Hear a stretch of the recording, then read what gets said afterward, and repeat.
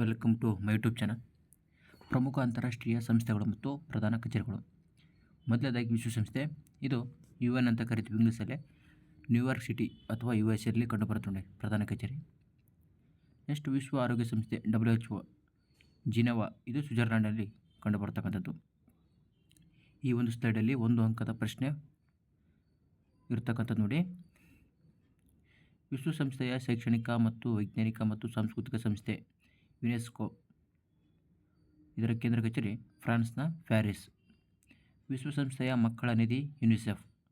ಇದು ಯುನಿಸೆಫ್ನ ಕೇಂದ್ರ ಕಚೇರಿ ನ್ಯೂಯಾರ್ಕ್ನ city USA. FAO Italy Rome. ಅಂತಾರಾಷ್ಟ್ರೀಯ ಹಣಕಾಸು ನಿಧಿ IMF. ಇದರ ಕೇಂದ್ರ ಕಚೇರಿ ವಾಷಿಂಗ್ಟನ್ DC ಅಮೆರಿಕದಲ್ಲಿದೆ ನೋಡಿ. ವಿಶ್ವ ಬ್ಯಾಂಕ್ನ ಕೇಂದ್ರ ಕಚೇರಿ ವಾಷಿಂಗ್ಟನ್ DC USA. ವಿಶ್ವ ವ್ಯಾಪಾರ ಸಂಸ್ಥೆ ಜಿನೆವಾ ಸ್ವಿಟ್ಜರ್ಲ್ಯಾಂಡಲ್ಲಿ ಕಂಡುಬರ್ತಕ್ಕಂಥದ್ದು ನೋಡಿ. WTO Geneva. ಅದೇ ರೀತಿಯಾಗಿ ಅಂತಾರಾಷ್ಟ್ರೀಯ ಕಾರ್ಮಿಕ ಸಂಸ್ಥೆ ILO. ಇದು ಜಿನೆವಾದಲ್ಲಿ ಕಂಡುಬರುತ್ತೆ ನೋಡಿ, ಸ್ವಿಟ್ಜರ್ಲ್ಯಾಂಡ್. ನೆಕ್ಸ್ಟು ಅಂತಾರಾಷ್ಟ್ರೀಯ ಪರಮಾಣು ಶಕ್ತಿ ಸಂಸ್ಥೆ IAEA ಅಂತ ಬರುತ್ತೆ ನೋಡಿ. ಇದು ವಿಯೆನ್ನಾ ಆಸ್ಟ್ರಿಯಾ. ಅಂತಾರಾಷ್ಟ್ರೀಯ ನಾಗರಿಕ ವಿಮಾನ ಸಂಸ್ಥೆ ICAO Montreal Canada. Next IMO ಅಂತ ಬರುತ್ತೆ ನೋಡಿ. ಇದು ಅಂತಾರಾಷ್ಟ್ರೀಯ ಕಡಲ ಸಂಸ್ಥೆ ಅಂತ ಬರುತ್ತೆ ಅರ್ಥ. ಲಂಡನ್ನ ಯುನೈಟೆಡ್ ಕಿಂಗ್ಡಮ್. ಆರ್ಥಿಕ ಸಹಕಾರ ಮತ್ತು ಅಭಿವೃದ್ಧಿ ಸಂಸ್ಥೆ OECD. ಇದು ಫ್ರಾನ್ಸ್ನ ಪ್ಯಾರಿಸ್. ಉತ್ತರ ಅಟ್ಲಾಂಟಿಕ್ ಒಪ್ಪಂದ ಸಂಸ್ಥೆ ನ್ಯಾಟೋ. ಇದು ನ್ಯಾಟೋನ ಕೇಂದ್ರ ಕಚೇರಿ ಬೆಲ್ಜಿಯಂನ ಬ್ರುಸೆಲ್ಸ್ನಲ್ಲಿರ್ತಕ್ಕಂಥದ್ದು. European union. ಇದರ ಕೇಂದ್ರ ಕಚೇರಿ ಬ್ರುಸೆಲ್ಸ್, ಬೆಲ್ಜಿಯಂ. ಪ್ರಾದೇಶಿಕ ಸಹಕಾರಕ್ಕಾಗಿ ದಕ್ಷಿಣ ಏಷ್ಯಾ ರಾಷ್ಟ್ರಗಳ ಒಕ್ಕೂಟ ಸಾರ್ಕ್. ಇದರ ಕೇಂದ್ರ ಕಚೇರಿ ನೇಪಾಳದ ಕಠ್ಮಂಡು. ಸಾರ್ಕ್ ಸ್ಥಾಪನೆ 1985 ಡಿಸೆಂಬರ್ 8ರಂದು. ಓಕೆನಾ.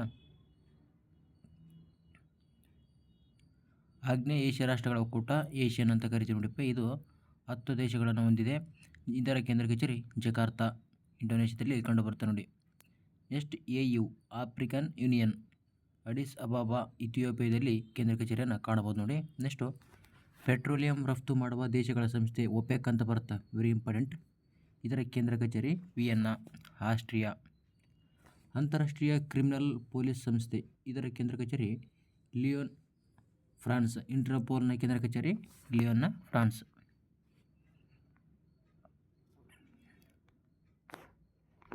ಅದೇ ರೀತಿಯಾಗಿ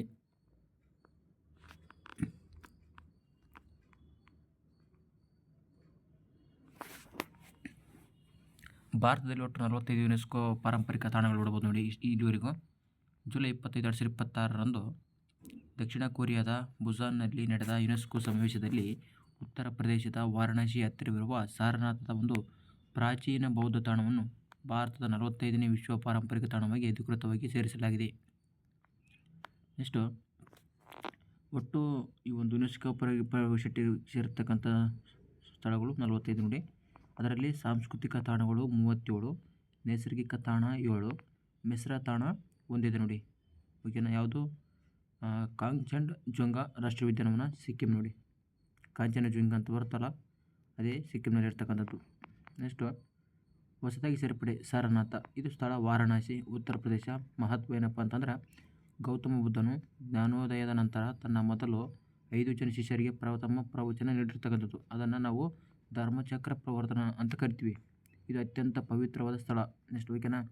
ಇದು ಪ್ರಮುಖ ಸ್ಮಾರಕಗಳು ನೋಡೋದಾದರೆ ದಮೇಕ್ ಸ್ತೂಪ, ಚೌಕಂಡಿ ಸ್ತೂಪ, ಧರ್ಮರಾಜಿಕ ಸ್ತೂಪ ಮತ್ತು ರಾಷ್ಟ್ರೀಯ ಲಾಂಛನಕ್ಕೆ ಪ್ರೇರಣೆಯಾದ ಅಶೋಕ ಸ್ತಂಭ. ಕರ್ನಾಟಕದಲ್ಲಿರ್ತಕ್ಕಂಥ ವಿಶ್ವ ಪಾರಂಪರಿಕ ತಾಣಗಳು. ಮೊದಲದಾಗಿ ಹಂಪಿಯ ಸ್ಮಾರಕಗಳ ಸಮೂಹ, ಸಾಂಸ್ಕೃತಿಕ ತಾಣ 1986ರಲ್ಲಿ ಸೇರ್ಪಡೆ. ನೆಕ್ಸ್ಟ್ ಅದೇ ರೀತಿಯಾಗಿ ಪಟ್ಟದಕಲ್ಲಿನ ಸಾಂಸ್ಕೃತಿಕ ಸಮೂಹ 1987. ನೆಕ್ಸ್ಟ್ ಅದೇ ರೀತಿಯಾಗಿ ಹೊಯ್ಸಳರ ಪವಿತ್ರ ಸಮೂಹಗಳು ಬೇಲೂರು, ಹಳೆಬೀಡು, ಸೋಮನಾಥಪುರ 2023. ಪಶ್ಚಿಮ ಘಟ್ಟಗಳು ಕರ್ನಾಟಕ ಸೇರಿದಂತೆ 6 ರಾಜ್ಯಗಳಲ್ಲಿ ಹರಡಿಕೊಂಡಿರುವ ನೈಸರ್ಗಿಕ ತಾಣ 2012. ವೆರಿ ಇಂಪಾರ್ಟೆಂಟ್ ನೋಡಿ ಪಶ್ಚಿಮ ಘಟ್ಟಗಳು. ನೆಕ್ಸ್ಟ್ ಭಾರತದಲ್ಲಿ ಇರ್ತಕ್ಕಂಥ ಪ್ರಮುಖ ತಾಣಗಳು. ಮೊದಲ ತಾಣಗಳು 1983. ಇದರಲ್ಲಿ ಅಜಂತ ಗುಹೆ, ಎಲ್ಲೋರಾ ಗುಹೆಗಳು ಹಾಗೂ ಆಗ್ರಾ ಕೋಟೆ, ತಾಜ್ ಮಹಲ್ ಇವು 1983ರಲ್ಲಿ ಸೇರ್ತವೆ ನೋಡಿ. ನೆಕ್ಸ್ಟ್ ಇತ್ತೀಚೆಗೆ 2024ರಲ್ಲಿ ಅಹೋಮ್ ರಾಜವಂಶದ ಮೊಯ್ಡಮ್ಸ್ ಅಂತೇಳಿ ಬರುತ್ತೆ ಅಸ್ಸಾಂನಾಗ. ಇದು 2024ರಲ್ಲಿ ಸೇರ್ಪಡೆಗೊಂಡಿತ್ತು. ಅದೇ ರೀತಿಯಾಗಿ ಮರಾಠ ಮಿಲಿಟರಿ ಲ್ಯಾಂಡ್ಸ್ಕೇಪ್. ಇದು ಮಹಾರಾಷ್ಟ್ರ ಮತ್ತು ತಮಿಳುನಾಡು 2025ರಲ್ಲಿ ಸೇರಿರ್ತಕ್ಕಂಥದ್ದು ಯಾವುದು ಮರಾಠ ಮಿಲಿಟರಿ ಲ್ಯಾಂಡ್ಸ್ಕೇಪ್. ಓಕೆನಾ. ನೆಕ್ಸ್ಟು